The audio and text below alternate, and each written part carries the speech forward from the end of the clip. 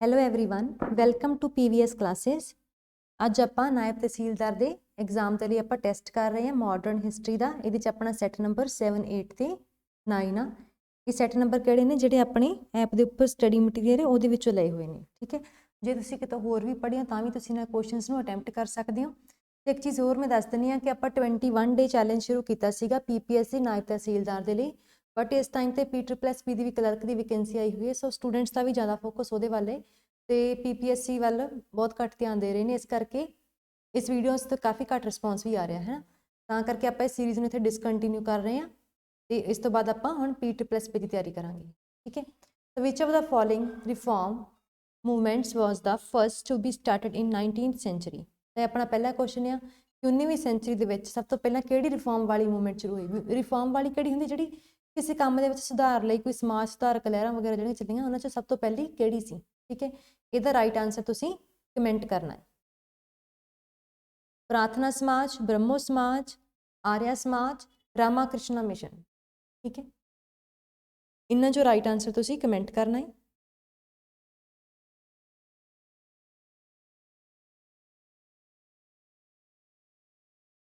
ਇਹਦਾ right answer ਹੈ ਬ੍ਰਹਮੋ ਸਮਾਜ। ਬ੍ਰਹਮੋ ਸਮਾਜ ਪਹਿਲੀ ਅਜਿਹੀ ਰਿਫਾਰਮ ਵਾਲੀ ਮੂਵਮੈਂਟ ਸੀਗੀ। ਠੀਕ ਹੈ, ਫਸਟ ਹਿੰਦੂ ਰਿਫਾਰਮ ਮੂਵਮੈਂਟ। ਇਹ ਚਲਾਈ ਕਿਨੇ ਸੀਗੀ? ਰਾਜਾ ਰਾਮ ਮੋਹਨ ਰਾਏ ਨੇ। ਰਾਜਾ ਰਾਮ ਮੋਹਨ ਰਾਏ ਨੇ ਇਹਨੂੰ ਚਲਾਈ ਸੀਗੀ ਤੇ ਉਹਨਾਂ ਨੇ ਕੀ ਕੀਤਾ ਸੀ ਇਹਦੇ ਵਿੱਚ ਕਿ ਹਿੰਦੂ ਧਰਮ ਦੀਆਂ ਸਾਰੀਆਂ ਕੁਰੀਤੀਆਂ ਨੂੰ ਖਤਮ ਕੀਤਾ ਜਾਵੇ। ਠੀਕ ਹੈ, ਜਿਹੜੀਆਂ ਇਹਦੇ ਵਿੱਚ ਫਾਲਤੂ ਬਾਹਰੋਂ ਗੱਲਾਂ ਆਪਦੇ ਵੱਲੋਂ ਲੋਕਾਂ ਨੇ ਹੌਲੀ ਹੌਲੀ ਸਮੇਂ ਦੇ ਨਾਲ ਜੁੜਦੀਆਂ ਗਈਆਂ ਉਹਨਾਂ ਨੂੰ ਧਰਮ ਦੇ ਵਿੱਚੋਂ ਕੱਢਿਆ ਜਾਵੇ। ਠੀਕ ਹੈ, ਤੇ ਧਰਮ ਨੂੰ ਮੁੜ ਬਹਾਲ ਕੀਤਾ ਜਾਵੇ।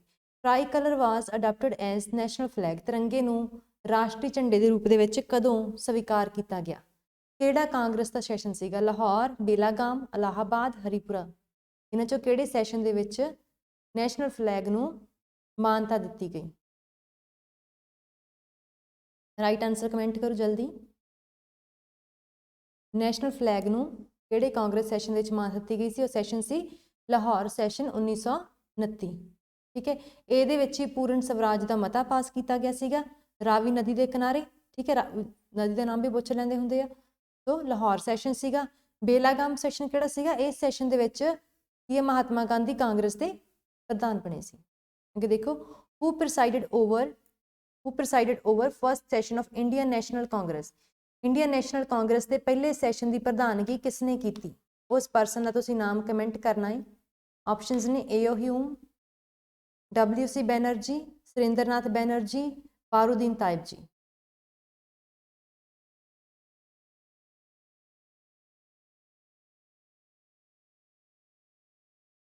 ਜਲਦੀ ਕਮੈਂਟ ਕਰੋ।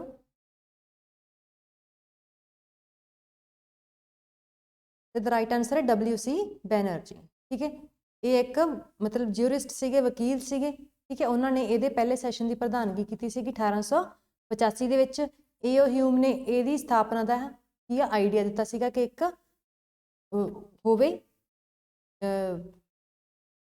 ਪਾਰਟੀ ਜਿਹੜੀ ਦੇਸ਼ ਦੇ ਮੁੱਦਿਆਂ ਨੂੰ ਸਰਕਾਰ ਦੇ ਸਾਹਮਣੇ ਰੱਖ ਸਕੇ। ਤਾਂ ਏਓ ਹਿਊਮ ਨੇ ਦੀ ਸਥਾਪਨਾ ਕੀਤੀ ਸੀ। WC ਬੈਨਰਜੀ ਇਹਦੇ ਪਹਿਲੇ ਸੈਸ਼ਨ ਦੇ ਪ੍ਰਧਾਨ ਸੀਗੇ।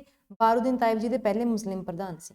ਠੀਕ ਹੈ, ਇਸ ਤੋਂ ਇਲਾਵਾ ਜਿਹੜੀ ਇਹ ਇੰਡੀਅਨ ਨੈਸ਼ਨਲ ਕਾਂਗਰਸ ਬਣਾਉਣ ਦਾ ਕੰਸੈਪਟ ਸੀਗਾ ਏਓ ਹਿਊਮ ਨੇ ਦਿੱਤਾ ਸੀਗਾ ਤੇ ਇਹਨੂੰ ਲਾਲਾ ਲਾਜਪਤ ਰਾਏ ਨੇ ਸੇਫਟੀ ਵਾਲਵ ਪਾਲਿਸੀ ਕਿਹਾ ਸੀਗਾ। ਸੇਫਟੀ ਵਾਲਵ ਪਾਲਿਸੀ ਮਤਲਬ ਉਹਨੇ ਕਿਹਾ ਸੀਗਾ ਕਿ ਵੀ ਸਰਕਾਰ ਜਿਹੜੀ ਬ੍ਰਿਟਿਸ਼ ਸਰਕਾਰ ਆ ਉਹ ਖੁਦ ਲੋਕਾਂ ਦੇ ਸਵਾਲਾਂ ਤੋਂ ਬਚਣਾ ਚਾਹੁੰਦੀ ਆ, ਤਾਂ ਕਰਕੇ ਇਹੋ ਜਿਹੇ ਮਤਲਬ ਲੋਕਾਂ ਨੂੰ ਚੁਣਚਣੇ ਦੇ ਰਹੀ ਆ, ਤਰ੍ਹਾਂ ਨੂੰ ਲਾਰੇ ਲਾ ਰਹੀ ਆ, ਹੈ ਨਾ, ਤਾਂ ਕਰਕੇ ਸੇਫਟੀ ਵਾਲਵ ਪਾਲਿਸੀ ਕਿਹਾ ਸੀਗਾ। ਹੂ ਇਜ਼ ਨੋਨ ਫॉर ਐਸਟੈਬਲਿਸ਼ਿੰਗ ਆਨੰਦ ਵਣ। ਆਨੰਦ ਵਣ ਦੀ ਸਥਾਪਨਾ ਕਿਹਨੇ ਕੀਤੀ ਸੀ? ਪਰਸਨ ਦਾ ਨਾਮ ਤੁਸੀਂ ਕਮੈਂਟ 'ਚ ਦੱਸਣਾ ਹੈ। ਆਪਸ਼ਨ ਸਕਰੀਨ ਤੇ ਨੇ।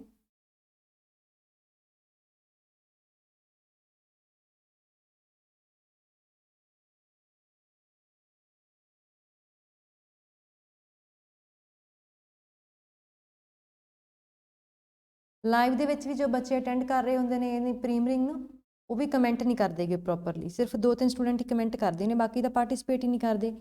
ਸੋ ਸਾਰੇ ਜਾਣੇ ਕਮੈਂਟ ਕਰਿਆ ਕਰੋ। ਠੀਕ ਹੈ, ਐਟਲੀਸਟ ਜੇ ਦੇਖ ਰਹੇ ਆ ਤੇ ਕਮੈਂਟ ਕਰਨਾ ਤੇ ਬਣਦਾ ਨਾ।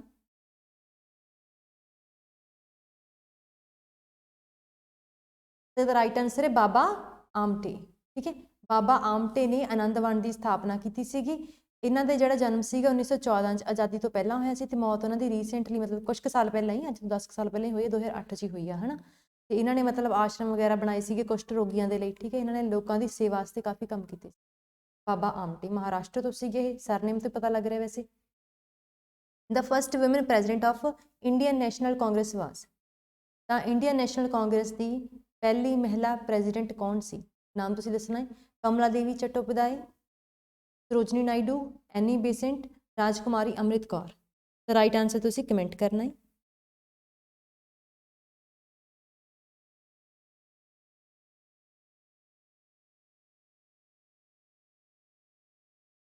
ਤੇ ਰਾਈਟ ਆਂਸਰ ਹੈ ਐਨੀ ਬੇਸੈਂਟ।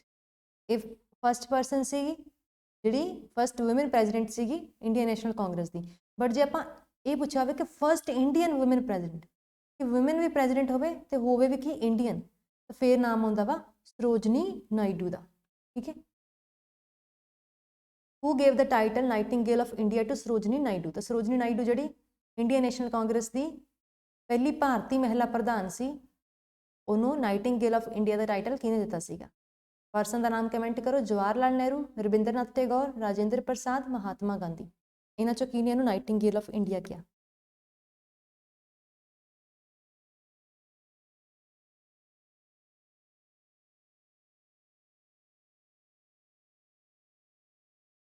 ਇਹ ਟਾਈਟਲ ਦਿੱਤਾ ਸੀ ਉਹਨਾਂ ਨੂੰ ਮਹਾਤਮਾ ਗਾਂਧੀ ਨੇ, ਠੀਕ ਹੈ।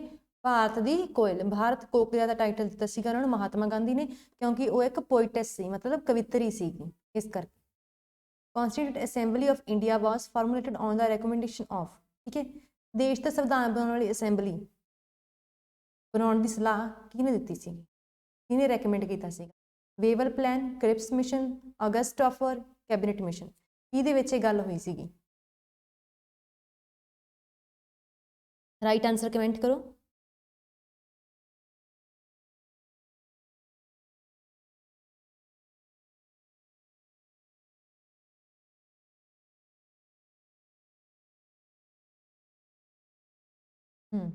ਤਾਂ ਇਹਦਾ ਰਾਈਟ ਆਂਸਰ ਕੀ ਹੈ? ਆਪਸ਼ਨ ਨੰਬਰ 4, ਕੈਬਨਿਟ ਮਿਸ਼ਨ ਨੇ ਇਹ ਗੱਲ ਕਹੀ ਸੀ, ਠੀਕ ਹੈ, ਕੈਬਨਿਟ ਮਿਸ਼ਨ। ਤਾਂ ਨੈਕਸਟ ਦੇਖੋ, who is rightly called the father of local self government in India. ਤਾਂ ਲੋਕਲ ਸੈਲਫ ਗਵਰਨਮੈਂਟ ਦੇ ਫਾਦਰ ਇੰਡੀਆ 'ਚ ਕਿਹਨੂੰ ਕਿਹਾ ਜਾਂਦਾ ਵਾ? ਪਰਸਨ ਦਾ ਨਾਮ ਦੱਸੋ। Lord Mayo, Lord Ripon, Lord Curzon, Lord Clive.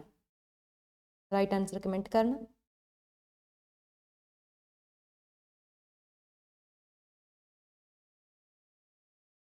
ਇਹਦਾ ਰਾਈਟ ਆਂਸਰ ਹੈ ਆਪਸ਼ਨ ਨੰਬਰ 2, ਲਾਰਡ ਰਿਪਨ ਨੂੰ ਲੋਕਲ ਸੈਲਫ ਗਵਰਨਮੈਂਟ ਦੇ ਫਾਦਰ ਕਿਹਾ ਜਾਂਦਾ ਸੀਗਾ, ਕਿਉਂਕਿ ਉਹਨਾਂ ਨੇ ਹੀ ਲੋਕਲ ਸੈਲਫ ਗਵਰਨਮੈਂਟ ਦੀ ਸ਼ੁਰੂਆਤ ਕੀਤੀ ਸੀਗੀ 1882 ਦੇ ਵਿੱਚ, ਠੀਕ ਹੈ। Who among the following Europeans establish their trade and influence in India first, ਠੀਕ ਹੈ। ਉਹ ਕਿਹੜੇ ਯੂਰਪ ਦੇ ਲੋਕ ਸੀਗੇ ਜਿਨ੍ਹਾਂ ਨੇ ਪਹਿਲਾਂ ਇੰਡੀਆ ਦੇ ਵਿੱਚ ਵਪਾਰ ਸ਼ੁਰੂ ਕੀਤਾ? ਇਹਨਾਂ 'ਚ ਸਭ ਤੋਂ ਪਹਿਲੇ ਕਿਹੜੇ ਸੀਗੇ? ਬ੍ਰਿਟਿਸ਼, ਫਰਾਂਸੀਸੀ, ਡੱਚ ਤੇ ਪੁਰਤਗਾਲੀ। ਇਹਨਾਂ 'ਚੋਂ ਕਿਹੜੇ ਸੀਗੇ? ਰਾਈਟ ਆਂਸਰ ਕਮੈਂਟ ਕਰ। ਵੈਸੇ ਬਹੁਤ ਈਜ਼ੀ ਕੁਐਸਚਨ ਆ।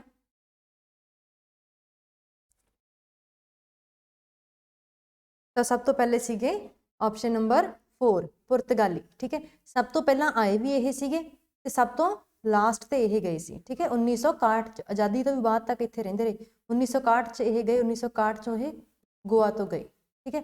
ਤਾਂ ਗੋਆ ਦੇ ਕਲਚਰ ਦੇ ਉੱਤੇ ਪੁਰਤਗਾਲੀਆਂ ਦਾ ਬਹੁਤ ਅਸਰ ਦੇਖਣ ਨੂੰ ਮਿਲਦਾ।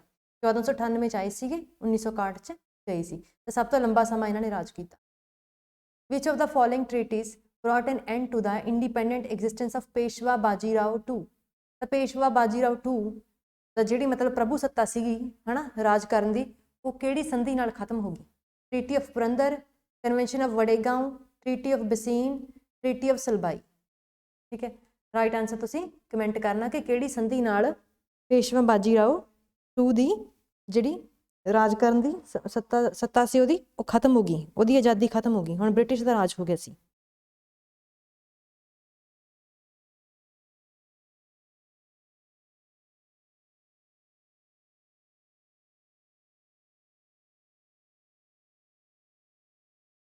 ਰਾਈਟ ਆਂਸਰ ਹੈ ਟ੍ਰੀਟੀ ਆਫ ਬਸੀਨ, ਠੀਕ ਹੈ। ਟ੍ਰੀਟੀ ਆਫ ਬਸੀਨ ਜਿਹੜੀ 1802 ਚ ਹੋਈ ਸੀਗੀ ਈਸਟ ਇੰਡੀਆ ਕੰਪਨੀ ਤੇ ਬਾਜੀਰਾਓ II ਦੇ ਵਿੱਚ, ਠੀਕ ਹੈ। ਕਦੋਂ? ਬੈਟਲ ਆਫ ਪੂਨਾ ਤੋਂ ਬਾਅਦ।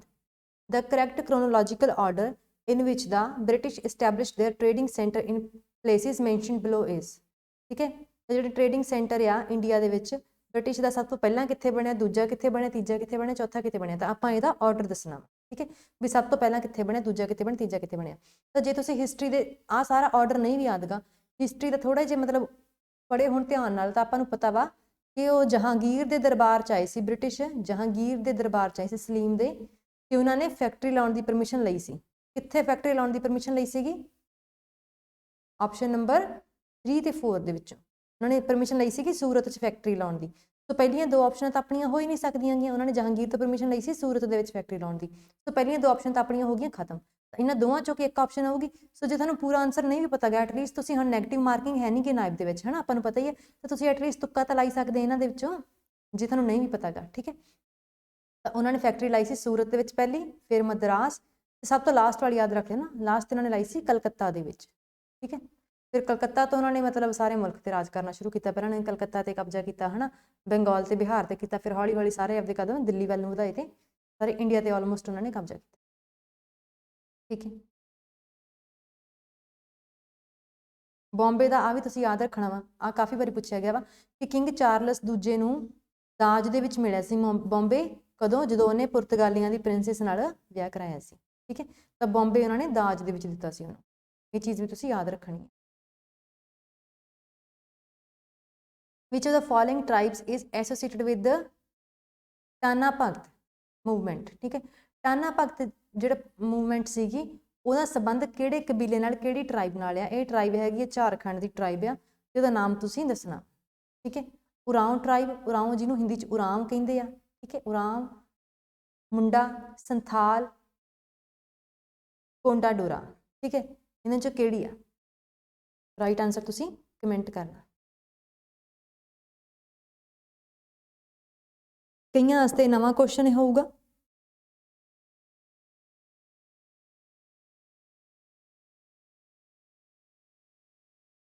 ਰਾਈਟ ਆਨਸਰ ਹੈ ਉਰਾਂਵ ਟਰਾਈਬ, ਆਪਸ਼ਨ ਨੰਬਰ 1। ਠੀਕ ਹੈ, ਉਰਾਂਵ ਟਰਾਈਬ ਦਾ ਸੰਬੰਧ ਆ ਟਾਨਾ ਭਗਤ ਮੂਵਮੈਂਟ ਨਾਲ। ਠੀਕ ਹੈ, ਪਹਿਲਾਂ ਕਿਹੜੀ ਲਹਿਰ ਹੋਈ ਸੀਗੀ?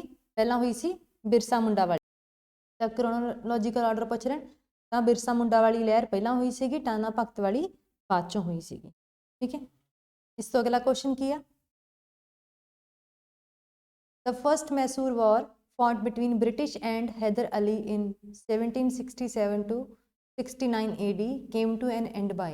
ਕਹਿੰਦੇ ਕਿ ਹੈਦਰ ਅਲੀ ਜਿਹੜੇ ਟੀਪੂ ਸੁਲਤਾਨ ਦੇ ਫਾਦਰ ਸੀ, ਉਹਨਾਂ ਦੀ ਤੇ ਅੰਗਰੇਜ਼ਾਂ ਦੀ ਜਿਹੜੀ ਪਹਿਲੀ ਮੈਸੂਰ ਦੀ ਜੰਗ ਸੀ, ਉਹਦਾ ਅੰਤ ਕਿਹੜੀ ਸੰਧੀ ਨਾਲ ਹੋਇਆ? ਠੀਕ ਹੈ, ਤੁਸੀਂ ਉਹ ਸੰਧੀ ਦਾ ਨਾਮ ਦੱਸਣਾ, ਕਮੈਂਟ ਕਰੋ।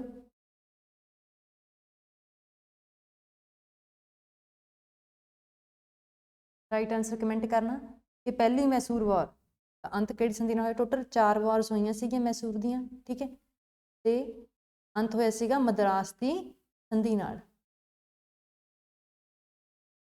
During the period of which governor general ਜਾਂ ਵਾਇਸਰਾਏ ਵਾਜ਼ ਦਾ ਇੰਡੀਅਨ ਸਿਵਲ ਸਰਵਿਸ ਇੰਟਰੋਡਿਊਸਡ। ਤਾਂ ਸਿਵਲ ਸਰਵਿਸਿਜ਼ ਕਿਹਦੇ ਸਮੇਂ ਦੇ ਵਿੱਚ ਸ਼ੁਰੂ ਹੋਈਆਂ ਸੀਗੀਆਂ? ਉਦੋਂ ਕੌਣ ਵਾਇਸਰਾਏ ਜਾਂ ਗਵਰਨਰ ਜਨਰਲ ਸੀ ਇੰਡੀਆ ਦੇ? ਡਲਹੌਜ਼ੀ, ਕਰਜ਼ਨ, ਬੈਂਟਿਕ ਤੇ ਕਾਰਨਵਾਲਿਸ। ਰਾਈਟ ਆਨਸਰ ਤੁਸੀਂ ਕਮੈਂਟ 'ਚ ਦੱਸਣਾ ਹੈ ਪਰਸਨ ਦਾ ਨਾਮ।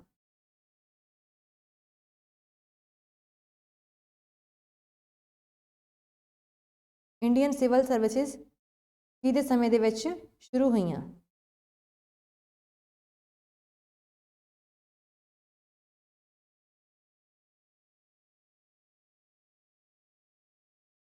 ਤੇ ਸ਼ੁਰੂ ਹੋਈਆਂ ਸੀਗੀਆਂ ਲਾਰਡ ਕਾਰਨਵਾਲਿਸ। ਠੀਕ ਹੈ, ਲਾਰਡ ਕਾਰਨਵਾਲਿਸ ਦੇ ਸਮੇਂ ਦੇ ਵਿੱਚ ਸ਼ੁਰੂ ਹੋਈਆਂ ਸੀ। ਇਸ ਕਰਕੇ father of Indian civil services ਵੀ ਕਿਹਾ ਜਾਂਦਾ, father of Indian civil services. ਜਿਵੇਂ ਲਾਰਡ ਰਿਪਨ ਨੂੰ father of local self government ਕਿਹਾ ਜਾਂਦਾ, ਇਹਨਾਂ ਨੂੰ father of Indian civil services ਕਿਹਾ ਜਾਂਦਾ। Next question, India was granted freedom during the British prime minister. ਜਦੋਂ ਇੰਡੀਆ ਨੂੰ ਫਰੀडम ਮਿਲੀ ਸੀ ਉਸ ਟਾਈਮ ਤੇ ਇੰਡੀਆ ਦੇ ਉਸ ਟਾਈਮ ਤੇ ਬ੍ਰਿਟੇਨ ਦੇ ਪ੍ਰਾਈਮ ਮਿਨਿਸਟਰ ਕੌਣ ਸੀ ਜਦੋਂ ਆਪਾਂ ਨੂੰ ਆਜ਼ਾਦੀ ਮਿਲੀ ਸੀ? ਠੀਕ ਹੈ, ਰਾਈਟ ਆਨਸਰ ਤੁਸੀਂ ਕਮੈਂਟ ਕਰਨਾ ਵਾ।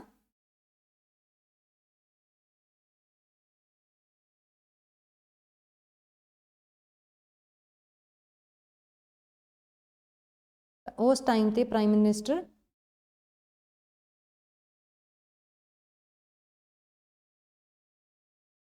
ਠੀਕ ਹੈ, ਆਪਸ਼ਨ ਨੰਬਰ 1 क्लेमेंट एटली, ठीक है, उस टाइम ते ब्रिटेन के प्राइम मिनिस्टर से लेबर पार्टी ਨਾਲ संबंध रखते सी। What are the Morley Minto reforms of 1909 known are. Morley Minto reform ਜਿਹੜੇ 1909 ਚ ਹੋਈ ਸੀ, ਇਹ ਵੀ ਯਾਦ ਰੱਖਣਾ, ਠੀਕ ਹੈ, ਬਹੁਤ ਵਾਰ ਈਅਰ ਪੁੱਛਿਆ ਹੁੰਦਾ ਮੈਚ ਦਾ ਕਾਲਮ ਦੇ ਵਿੱਚ, ਠੀਕ ਹੈ। ਤਾਂ ਮॉरले मिंटो ਰਿਫॉर्म्स 1909 ਦੇ ਵਿੱਚ ਹੋਏ ਸੀਗੇ ਤੇ ਇਹਨਾਂ ਨੂੰ ਹੋਰ ਕੀ ਕਿਹਾ ਜਾਂਦਾ, ਠੀਕ ਹੈ, ਜਿਨ੍ਹਾਂ ਨੂੰ ਕਾਹਦੇ ਲਈ ਯਾਦ ਕੀਤਾ ਜਾਂਦਾ ਵਾ।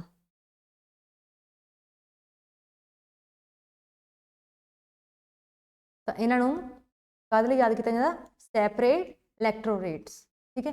ਇਹਦਾ ਕੀ ਮਤਲਬ ਹੁੰਦਾ ਵਾ ਕਿ ਵੀ ਜਿਹੜੇ ਮੁਸਲਿਮ ਸੀਗੇ ਹੈ ਨਾ, ਉਹਨਾਂ ਨੂੰ ਅਲੱਗ ਤੋਂ ਵੋਟਾਂ ਪਾਉਣ ਦਾ ਰਾਈਟ, ਉਹਨਾਂ ਦੀ ਅਲੱਗ ਤੋਂ ਰਿਪਰੈਜ਼ੈਂਟੇਸ਼ਨ ਸੀਗੀ, ਠੀਕ ਹੈ, ਆਬਾਦੀ ਦੇ ਅਕੋਰਡਿੰਗ ਉਹਨਾਂ ਦੀ ਵੇਟੇਜ ਸੀਗੀ, ਤਾਂ ਕਰਕੇ ਮॉरले मिंटो ਰਿਫਾਰਮ। अगला क्वेश्चन है, the India Independence Bill was first presented in the House of Commons in London on. India Independence Bill London दी लोक सभा दे विच, हाउस ऑफ कॉमन्स यानी कि लोक सभा दे विच पहली बार कदों पेश किया गया। तरीक दसनी है तुसीं, साल तो पता ही 1947।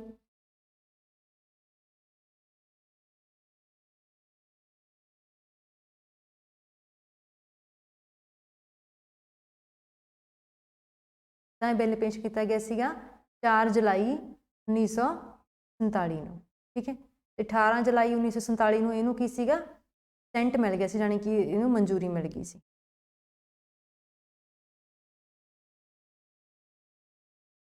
ਤੇ ਲਾਰਡ ਮਾਊਂਟਬੇਟਨ, ਇਹਨਾਂ ਨੇ ਬਿੱਲ ਨੂੰ ਹਰ ਜਗ੍ਹਾ ਤੇ ਪੇਸ਼ ਕੀਤਾ, ਹੈ ਨਾ, ਜਿੰਨੇ ਚਿਰ ਪਾਸ ਨਹੀਂ ਹੋਇਆ ਹਰ ਜਗ੍ਹਾ ਤੇ। ਹੂ ਐਸਟੈਬਲਿਸ਼ ਦਾ ਸਦਰ ਦੀਵਾਨੀ ਅਦਾਲਤ during the British East India companies rule. East India company ਹੋਈ ਜਦੋਂ ਅੰਗਰੇਜ਼ਾਂ ਦਾ ਰਾਜ ਸੀ, ਉਸ ਟਾਈਮ ਤੇ ਸਦਰ ਦੀਵਾਨੀ ਅਦਾਲਤ ਕਿਹਨੇ ਸਥਾਪਿਤ ਕੀਤੀ ਸੀ। ਰਾਈਟ ਆਨਸਰ ਤੁਸੀਂ ਕਮੈਂਟ ਕਰਨਾ, ਸਦਰ ਦੀਵਾਨੀ ਅਦਾਲਤ।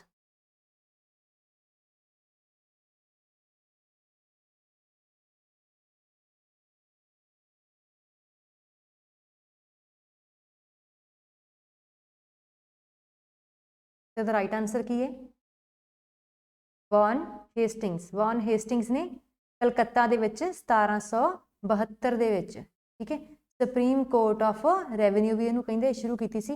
ਇਹ ਬਹੁਤ ਵਾਰ ਪੁੱਛਿਆ ਹੋਇਆ ਕੁਐਸਚਨ, ਠੀਕ ਹੈ, ਬਹੁਤ ਵਾਰ ਪੁੱਛਿਆ ਹੋਇਆ। ਅਗਲਾ question, cabinet mission of 1946 was led by. Cabinet mission ਦੀ ਪ੍ਰਧਾਨਗੀ ਕਿਹਨੇ ਕੀਤੀ। ਪਰਸਨ ਦਾ ਨਾਮ ਤੁਸੀਂ ਕਮੈਂਟ ਦੇ ਵਿੱਚ ਮੈਂਸ਼ਨ ਕਰਨਾ। ਤੇ ਇੱਕ ਚੀਜ਼ ਹੋਰ ਕਿ ਤੁਹਾਡਾ 20 ਦੇ ਵਿੱਚੋਂ ਟੋਟਲ ਸਕੋਰ ਕਿੰਨਾ ਬਣ ਰਿਹਾ ਵਾ, ਇਹ ਤੁਸੀਂ ਕਮੈਂਟ ਦੇ ਵਿੱਚ ਜ਼ਰੂਰ ਦੱਸਣਾ ਹੈ, ਠੀਕ ਹੈ। 20 ਦੇ ਵਿੱਚੋਂ ਤੁਹਾਡਾ ਟੋਟਲ ਸਕੋਰ ਕਿੰਨਾ ਬਣ ਰਿਹਾ।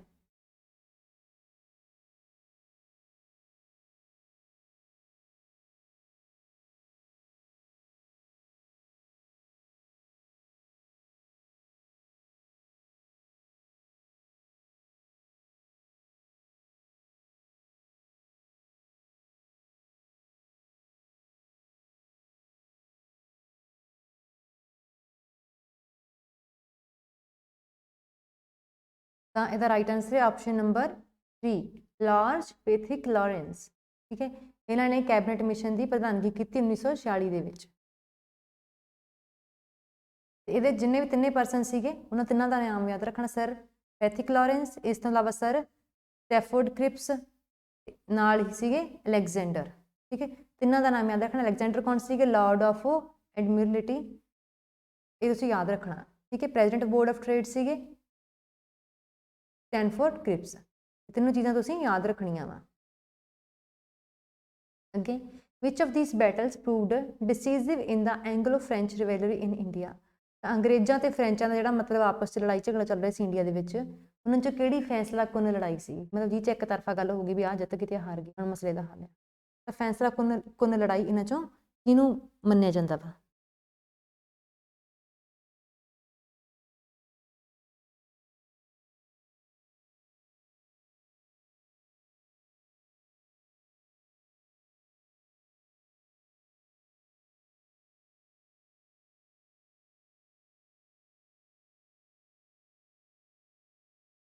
ਇਹਦਾ ਰਾਈਟ ਆਨਸਰ ਕੀ ਆ, ਬੈਟਲ ਆਫ ਵਾਂਡੀਵਾਸ਼। ਬੈਟਲ ਆਫ ਵਾਂਡੀਵਾਸ਼ ਨੂੰ ਫੈਸਲਾ ਕੁੰਨ ਲੜਾਈ ਮੰਨਿਆ ਜਾਂਦਾ ਵਾ, ਠੀਕ ਹੈ। ਇਹਦੇ 'ਚ ਜਿਹੜੇ ਫ੍ਰੈਂਚਾਂ ਦੀ ਪ੍ਰਧਾਨਗੀ ਕੌਣ ਕਰ ਰਹੇ ਸੀ, ਲੈਲੀ, ਤੇ ਬ੍ਰਿਟਿਸ਼ ਦੀ ਪ੍ਰਧਾਨਗੀ ਮਤਲਬ ਇੱਧਰ ਜਿਹੜੀ ਅਗਵਾਈ ਆ ਕੌਣ ਕਰ ਰਹੇ ਸੀ, ਆਇਰਕੂਟ, ਸਰ ਆਇਰਕੂਟ, ਠੀਕ ਹੈ, ਇਹਨਾਂ ਦੀ ਪ੍ਰਧਾਨਗੀ ਕਰ ਰਹੇ ਸੀਗੇ।